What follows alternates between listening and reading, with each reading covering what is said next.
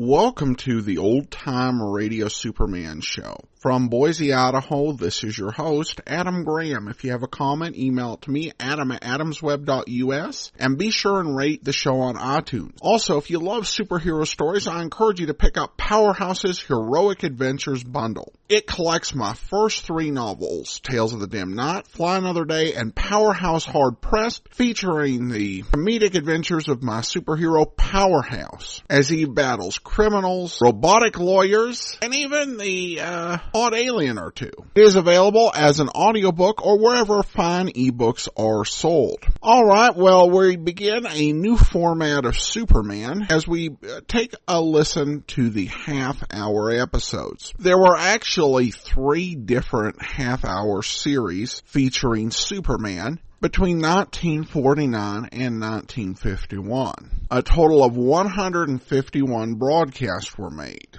For the next few weeks, we'll focus on the first series, which was produced by Mutual. The decline in serials that had been predicted by showrunner Robert Maxwell in 1948 really began to come to fruition, and Superman was moved to a half-hour slot over the Mutual network. They had arranged their programming, and they needed a show that could deliver a half-hour episode every Monday, Wednesday, and Friday.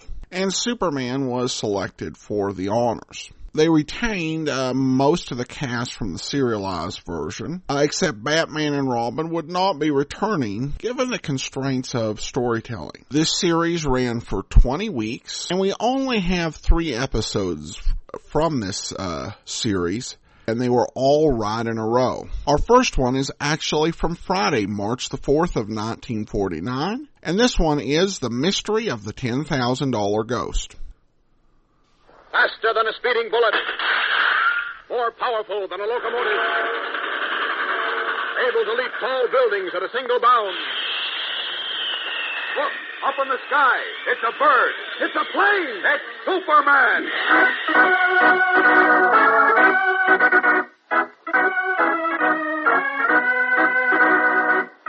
Yes, it's Superman, strange visitor from the planet Krypton, who came to Earth with amazing physical powers far beyond those of mortal men, and who, disguised as Clark Kent, mild-mannered reporter for a great metropolitan newspaper, wages a never-ending battle for truth and justice.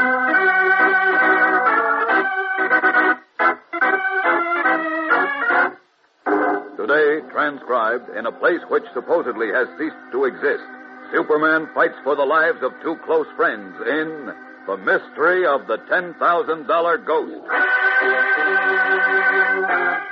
Our scene is a small 1-story bank building in a long-dead town, where sagging, paint-cracked frame dwellings, their windows gone, stare blindly out on the single grass-grown street. But oddly enough, the little bank has been freshly painted, and its new plate glass window sparkles from a recent washing. Inside, fresh paint also covers the cracked walls, and rich-looking linoleum hides the rotted floor. 2 gleaming new tables and several new chairs have been pulled together, and seated or standing around are a dozen men engaged in a dice game. Standing at the window are 2 other men. One is tall, dark, aquiline-featured, distinguished-looking, in a frock coat and striped trousers. His companion, who is scarcely half his height, is dressed in boy's clothing and smokes a long black cigar. He is known as Shortcake, and now, puffing nervously on his cigar, he addresses the tall man. Roll up. Come on, all the way out the table. It's taken Ed a long time to get here with the sucker, Lucky. I'll be along soon, Shortcake. I wish they'd hurry up. Relax. That's okay for you to say, Lucky. You ain't got any nerves. With me, I'm what you call high-strung. You know, nervous. Well, there's nothing to be nervous about, Shortcake. I don't know. This new sucker, what's his name? Adolf Melcher. Yeah, well, he'll be the 6th one. Pretty soon the cops will start wondering what happened to all them missing guys. Let them wonder. They'll never be able to trace them here. You hope. I know. This is a ghost town. It's not even on the map. Nobody lives here except rats. And ghosts. I don't like this place. Now, cheer up. We'll be back in the big town tonight. Wait, Shortcake. They're coming. Where? I don't see. The car just turned out of the pass into the old road. See it? Yeah, it's Ed. And the sucker Melcher is with him. Now, in just a few minutes now, Adolf Melcher will add $10,000 to our treasury. And one ghost to the town's population. The mystery of the $10,000 ghost. Superman's newest adventure, complete in one episode, will continue in just a moment.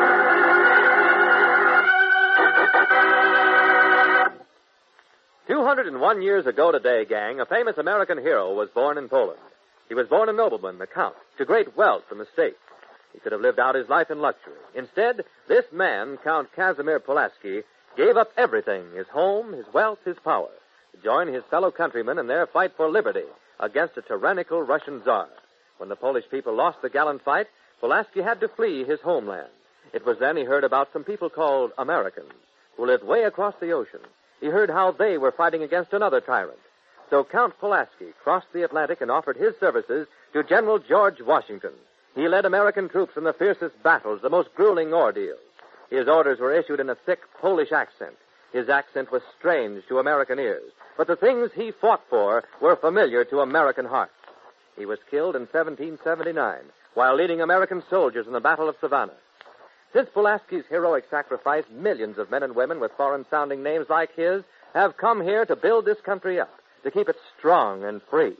Today, our government continues to protect and strengthen our American rights, to make sure that equal opportunities are enjoyed by all our citizens, native-born and foreign-born alike. In doing so, America is paying the deepest kind of tribute to Pulaski and to all the others like him of every country, creed, and race under the sun. That is the finest homage we can give to the brave men from all over the world who came to America when she was in need and made her great.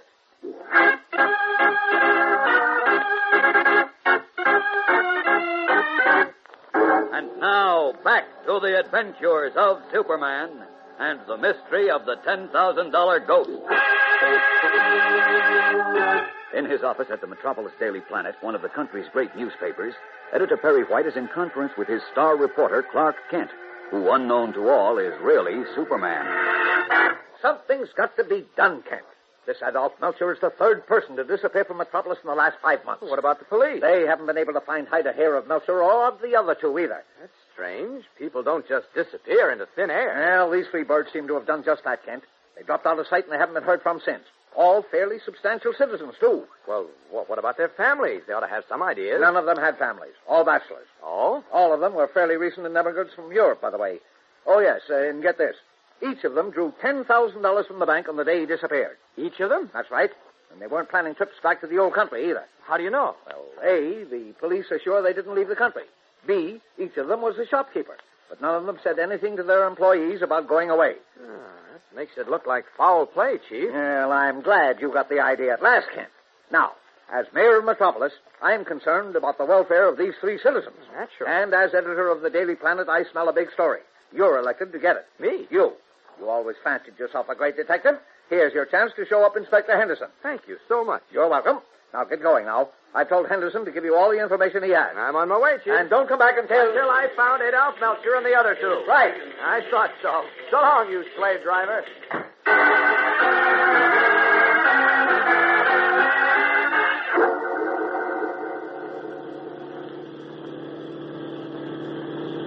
That spooky ghost town gives me the creeps at night, Lucky. Why couldn't we wait till morning to drive out? We're having company at the bank in the morning, Shortcake. Another one of your uncles. Oh, is this uncle going to bring us some more of that nice green cabbage? Naturally, $10,000 worth. Oh, I love that folding money. Who's the sucker this time? A fellow named Anton Lazinski from Metropolis. Hey, that's the fourth one from Metropolis. Ain't that pushing your luck a little too far? Now, leave it to me. I know what I'm doing. Yeah, but the cops, they... Let me worry about the cops.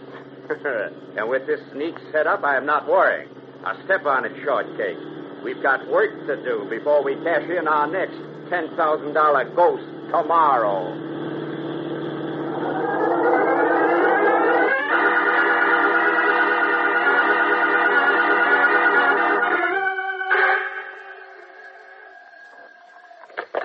Very well speaking. Chief, this is Clark Kent. can't. I think I've got a lead to those 3 men who disappeared. Wonderful. Let's have it. Well, I'd rather not talk about it on the phone. I can use a little help, though. What's Jim Olsen doing? I sent him up to Willow Falls on the flood story. Oh? How about Lois Lane? Lois. She's off chasing ghosts with that crackpot. Ghosts? What crackpot? The correspondence school sleuth, the Sherlock Holmes of Screen Run. Oh, you mean our rural correspondent, Horatio Horn? That's the idiot. Horatio Horn may be a little eccentric, Chief. A little? But he's got a head on his shoulders. Yeah, so has a baboon. All right. What's this about chasing ghosts? Well, how do I know? Something about a ghost town. I didn't want Lois to waste time, but Horn was already in the city at the railroad station, in fact, and chattering his fool head off on the phone, I get it. Lois insisted on meeting him. Well, that lets her out. Can you lend me Tony Sloan? Sure, if you need him. Where are you? Rooming house at 1061 Archer Avenue. 1061 Archer. I'll send Tony right out. Thanks. And when you hear from Lois, tell her to save a ghost for me. So long, Chief.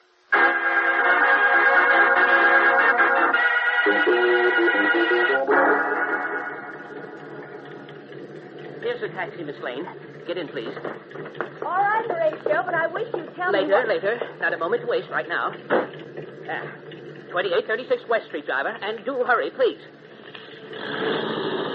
What's at 2836 West Street, Horatio? Mr. Anton Lazinski, of course. And who, may I ask, is Mr. Anton Lazinski? Why, the name of the man on the letter. Oh, this is like pulling teeth. What letter, Horatio? The one the man deposited in my post office in Squeen Run yesterday afternoon. I'm the postmaster, you know, as well as the telegrapher. And a digger of artesian wells and a graduate of the infamous correspondence school for homemade private eyes. I know, the Horatio. famous international correspondence school for detectives and crime deduction, Miss Lane. Horatio, please get down to cases. You said on the phone that you had hold of a terrific story. I'm sure I have, by Gulliver. What would you say when a man sends letters from a ghost bank in a ghost town? I'd say he was probably a ghost, except that there aren't any ghosts. Exactly. Elucidate further, Horatio. This is beginning to sound interesting. Well, as I say, this man, whom I never saw before, deposited a letter in my post office in Squeen Run yesterday. Yes? The envelope, a fine, expensive envelope, by the way, was engraved the First National Bank of Nugget City. Nugget City? I never heard of it. Of course you didn't. Nugget City has been a ghost town for 48 years. Oh? And what I want to know is, why did this man send a letter from a bank which no longer exists in a town which no longer exists? I don't know, unless it was a gag. What? A trick, a joke. Oh, I don't think so. This man was definitely a criminal type. The smooth, confidence man type. Oh, come now, Horatio. You couldn't possibly tell that. I am a trained observer, Miss Lane, and to the trained observer, many things are apparent. As a matter of fact, I wrote my thesis on that subject for the famous international now correspondence spare me, school. Horatio, please. I still think it's a gag, but I've wasted all this time, so I might as well waste a little more. The letter was addressed to Mr. Anton Lazinski here in Metropolis? Yes, that's right. 2836 West Street. Well, we're turning into West Street now. Let's see what Mr. Lazinski has to say.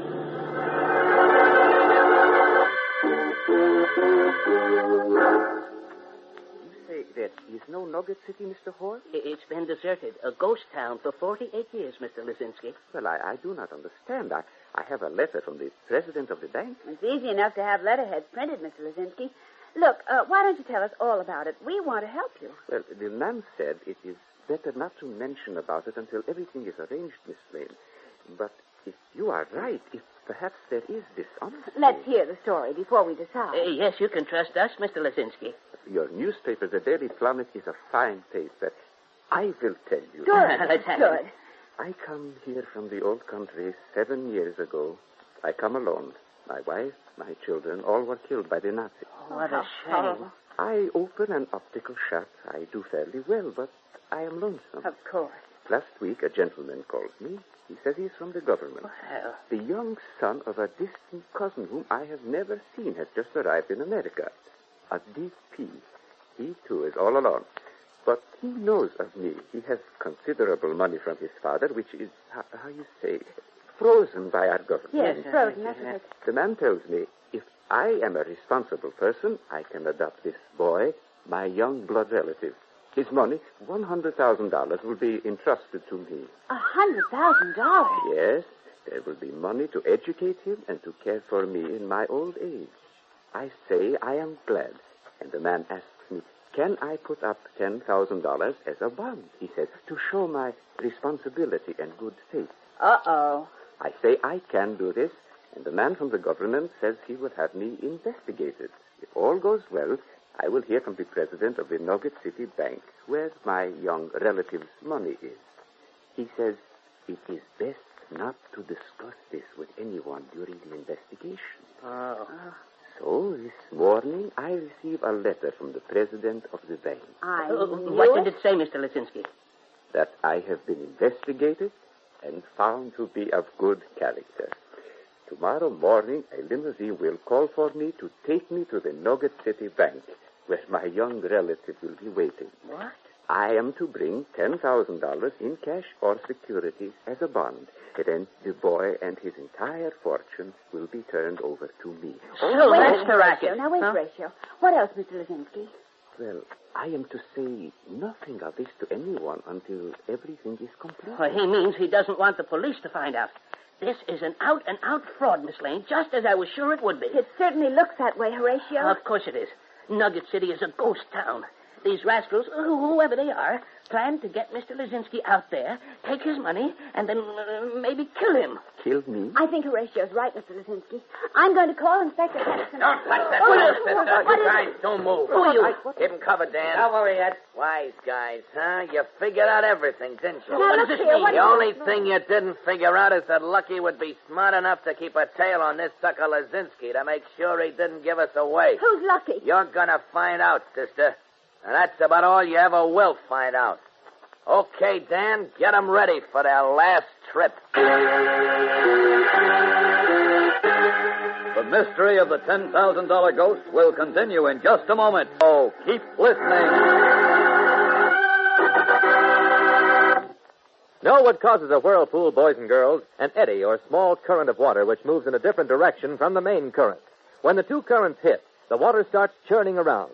A dangerous whirlpool has been formed, and any object floating on the surface will be sucked under. Now, among people, the whirlpools, whipped up by prejudice, are caused by those who run counter to the rest of us. The folks who get all worked up against everybody who's the slightest bit different from themselves. Everything's flowing smoothly until they start their undercurrent of bitterness. They spread rumors round and round and suck a lot of foolish people into the trouble that they stir up. Fall into this whirlpool of prejudice, boys and girls, and down you go. It gets harder and harder to see clearly. It becomes impossible to keep your head above water. You just go thrashing about, striking out at everything in sight, and never making any headway at all. Now, you can avoid getting into such troubles, gang, just by sticking to the mainstream of friendship. And that flows among sensible folks.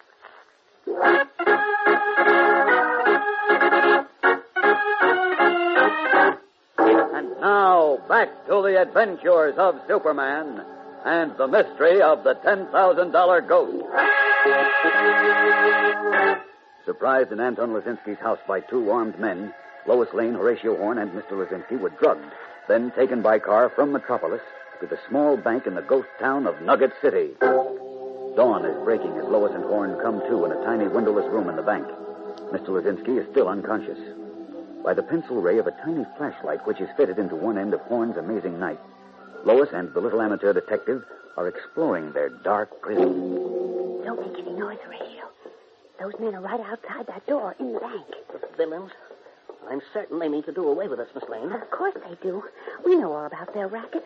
The only reason we're still alive at all is because Mr. Lisinski brought the $10,000 in bonds. Uh-huh. When he comes to, he can endorse the bonds over to them. They'll finish him and us, too. Dear me. How do you know? Well, they were in here a few minutes ago before you came to. I heard the boss, the one they call Lucky, say so. Oh, my goodness. We've got to get out of here quickly, then. But how? That door leads into the bank, and there aren't any windows. I know. If we could Wait. What's this? What? It's another door. A door? Yeah. It's just opposite to the other one. Well, this door must lead outside, by Gulliver. See if it's unlocked, Horatio. Hurry. I certainly will. Oh, locked like cricket. Oh, I was afraid of that. Here. Just hold this light, Miss Lane, and keep up your spirits. I'll have us out of here in jig time. Horatio, what are you taking your shoes off for? You'll see in a moment. There. The heels come off. They're false. Why, of all... What's that inside them? 2 powerful little dry cell batteries. Batteries? Right. Now, if you'll hold them and give me my knife, thank you. I have a miniature power drill in the handle, among other things.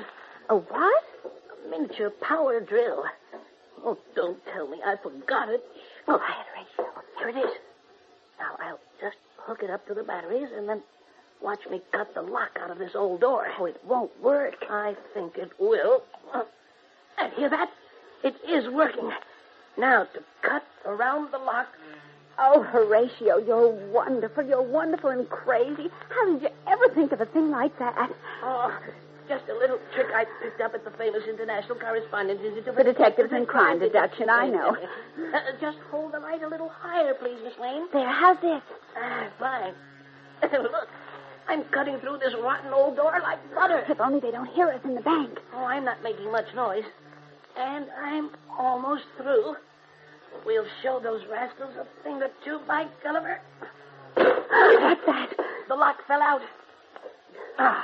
To open the door. Won't it open? Seems to be stuck. Help me push, Miss Lane. Okay. Come on. Hurry. We're getting it. Push harder. Right.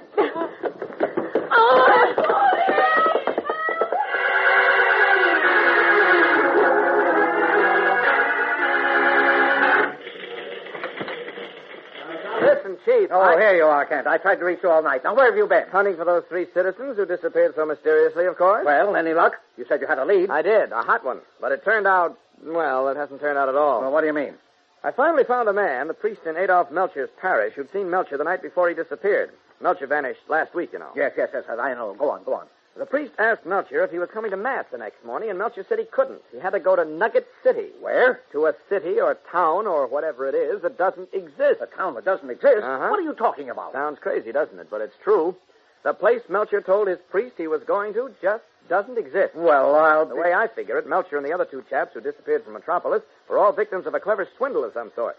You remember each of them drew $10,000 from his bank just before he disappeared? Yes, I know that. But then they were lured or taken somewhere. They were told they were going to Nugget City just in case they talked. Oh, say, wait. In which case, neither the authorities nor anyone else would be able to trace them since there is no Nugget City. And Wait, I said, there is a Nugget City. What? I just remembered. That's the place, the ghost town that Horatio Horn was talking about. Ghost town? Yes, Nugget City. Horn said he was on to some big story about it. Lois went out to meet him. Where? Where did you meet him? Oh, at the railroad station. Horn just got into town, but that was yesterday evening. Haven't you heard from her since then? No, from Horn either. As a matter of fact, I've been a bit worried. I'm worried right now. I'm afraid... Kent, you don't think Lois and Horn fell into the hands of this swindle gang, whoever they are? That's exactly what I'm afraid of, Chief. Great Caesar. Well, don't just stand there. Do something. Call Inspector Henderson. Call the FBI. They're all on the job. But it looks as if only I can help them now. You? Yes. Try to remember, Chief. Did Horatio say anything else about Nugget City? Anything to give us a clue to where it is? No, he didn't. Oh, there are hundreds of ghost towns in this country. I have to take the time to search them all. Wait a minute. Did Horatio happen to say where he had just come from? Let me see. Oh, yes, come to think of it. He said he just arrived from Squeen Run. Then maybe I can find the answer out there. Horatio has an elderly sister he lives with. She might know something. Well, I'll put in a long-distance call for her. I know a faster way to talk to her. Well, what do you mean? Where are you going, Kent? I'm on my way. Keep your fingers crossed, Chief. Nobody in my office, I hope. No, good. I'll just change in here out of these clothes. If only Horatio's sister can tell me about that ghost town. It's my only hope. There we are.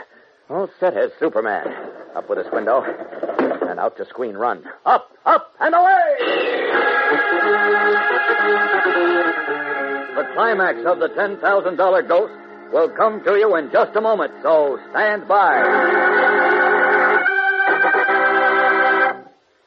Gang, the newspapers told of a funny incident that happened recently in the city of Munich in Germany. The Munich Zoo acquired a new Paul parrot. Suddenly, one day last month, to the birdhouse keeper's embarrassment, the parrot began screeching, "Heil Hitler! Heil Hitler!" Evidently, in the old days, when Hitler and his crazy theories were still popular, somebody had taught Polly to say that. And having nothing but a bird brain, the parrot didn't realize that times have changed. Today in Germany, only a Paul parrot would be dumb enough to go on Heiling der Führer. But it wasn't so long ago when millions of foolish Germans believed and repeated all those nonsense theories that Hitler and the Nazis handed them. Rubbish about Aryan supremacy and how the so-called master race could lick the rest of the world. Yes, most Germans were Paul parrots in those days, screeching Hitler's slogans of hatred and prejudice. Well, you know where those ideas brought Germany, to war and defeat and final ruin. Over here, we've always been too careful to let some dictator make chattering parrots out of the rest of us.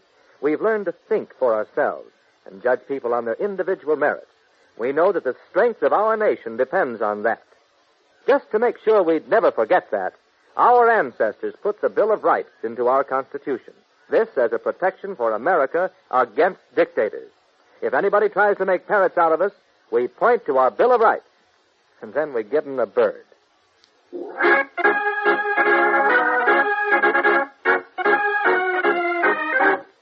And now, back to the adventures of Superman and the climax of the mystery of the $10,000 ghost. In the little ghost town bank, the suave man called Lucky has just emerged from the room in which Lois Lane, Horatio Horn, and Anton Lazinski were imprisoned. Carrying a sheaf of engraved papers and smiling broadly, Lucky approaches his dwarfed henchman, Shortcake, who, garbed in boy's clothing, puffs nervously at a large cigar. At the rear of the room, the other members of the gang are engaged in a dice game. Take a gander at these Shortcake. $10,000 in grade A bonds, endorsed over to me by Lazinski. Nice going, Lucky. Let's blow now, huh? What's your hurry? Are you kidding? Them two Daily Planet reporters. The cops will be burning up the country looking for them. I'll never find them here. Look, Lucky, let's not push even your luck too far. The Daily Planet is big time. They'll do everything to find a lame Damon Horn. I know it, Shortcake. I was only needling you. We'll finish up here and lay low for a while. And we'll find another ghost town out west someplace. Okay, but let's scram out of here fast. All right. But there's a little job you have to do first. 3 little jobs, I mean. What job? I dumped Lazinski down in the cellar. Miss Lane and Horn are down there, too. They got the door open somehow and fell into the cellar. You ought to hear Miss Lane bawling Horn out. Hey, that's good. That's real good. Yes, out of the frying pan into the fire. So now, take your gun and go down there and finish him. Oh, no, not me. Why not? I ain't going down in that cellar. Those other 6 guys we knocked off are down there. You afraid of ghost, Shortcake? I ain't going down there, I said. Okay, I was only kidding you. I'll send Ed down. He likes ghosts. The kind that pay us 10 G's, that is. Ed. Yeah, Lucky. Go down in the cellar and finish those 3 jerks. Then we'll be on our way. Okay. What? Who's this guy in the funny clothes? I don't know. I'll tell you who I am later. Right now, I've got work to do downstairs. Stop them, boys. Don't let it... No. You ought to know better than to try to stop me. But if you insist on playing rough, take this. And this.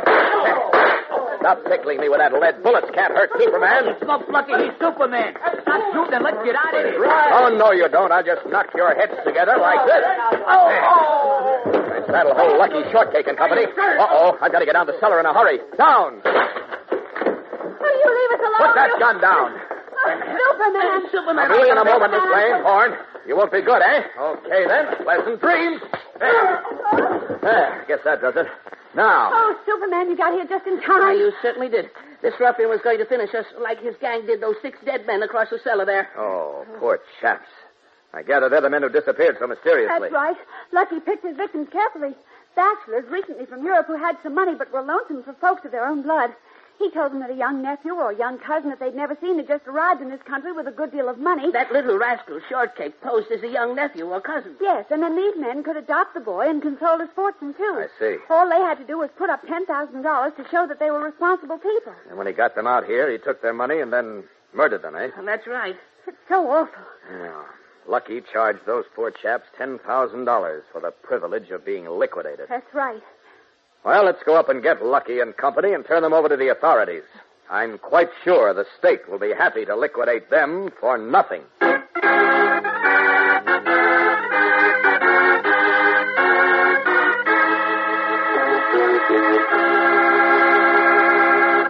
And so ends the mystery of the $10,000 ghost.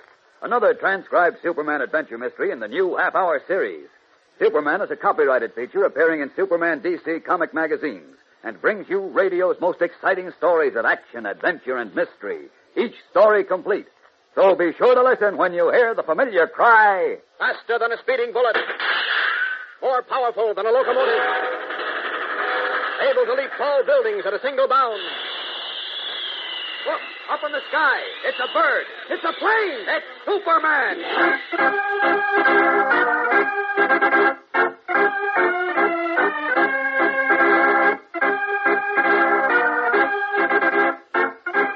The Adventures of Superman comes to you at this same time, same station every Monday, Wednesday, and Friday. Remember, 3 different stories every week, each one complete. Be sure to listen again Monday, same time, for The Mystery of the Flying Monster on The Adventures of Superman.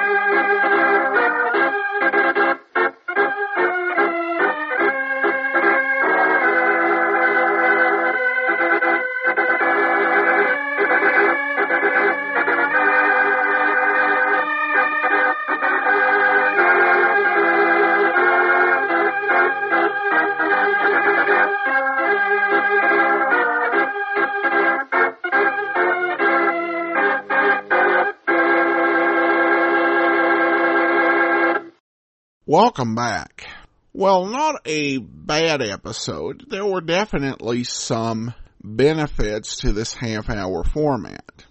Obviously, no complaint about padding. I also think that Horatio and Lois both acted a bit more bravely and competently than we would often see in the serial version, where it was required they remain in peril and keep getting recaptured. Horatio shows some cunning even behind the very eccentric demeanor. On the other hand, the plot's not particularly well developed. And the same could be said of the villains, not really doing a whole lot for me. James Lawrence generally liked the story as well. He had two complaints.